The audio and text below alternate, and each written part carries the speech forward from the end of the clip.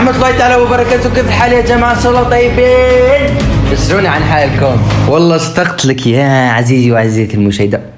خذ لك بوسة بوسة بوسة حبك. المهم بدون أطول عليك، مقطعنا اليوم أصعب تحدي في اليوتيوب الجزء الثاني. لو خيروك أصعب تحدي الجزء الثاني اللي جايب فوق 200 مشاهدة يا جماعة. شكرا لكم. يلا خلونا نبدأ. لا تنسونا بزر لايك واشترك في القناة. دقيقة، شوفك انك ما ضغط لايك ليش؟ ايوه شكرا جزيلا، الحين اقدر اتكلم معك. يلا رجعونا التفاعل اللي كان من قبل. ضغط للتفاعل. يلا 400 جالس اشوفها يا جماعة قدامي. اشتركوا ما تبقى كثير. ليتس جو. يلا بسم الله يا جماعة ليتس جو. خلونا نبدأ. لو خيروك بين عدم تحقيق جميع أحلامك، عدم تحقيق جميع أحلامك، تحقيق كل أحلامك الجيدة والسيئة، كل أحلامك الجيدة والسيئة، نروح مع الاختيار الثاني واللي هو تحقيق كل أحلامك الجيدة والسيئة.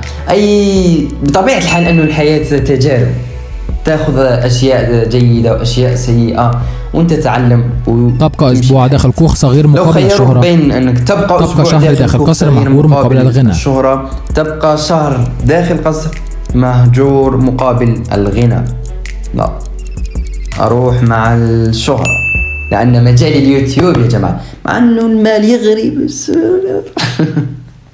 أن تكون قادرا على الاختفاء، أن تكون قادرا على الاختفاء، أن تكون قادرا على الطيران، أن تكون قادرا على الطيران. لا، أكون قادر على الاختفاء. الاختفاء في أسرار، مو مثل الطيران. الطيران إنك تطير وتطير بس في السماء، بس الاختفاء تروح وين ما بدك.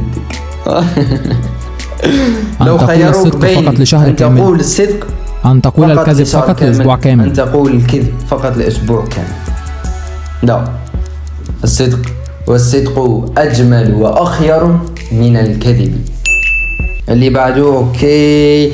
لو خيروك نسيان جميع ذكرياتك السابقة، نسيان جميع ذكرياتك، عدم تذكر كل ذكرياتك المستقبلية، جميع ذكرياتك المستقبلية، لا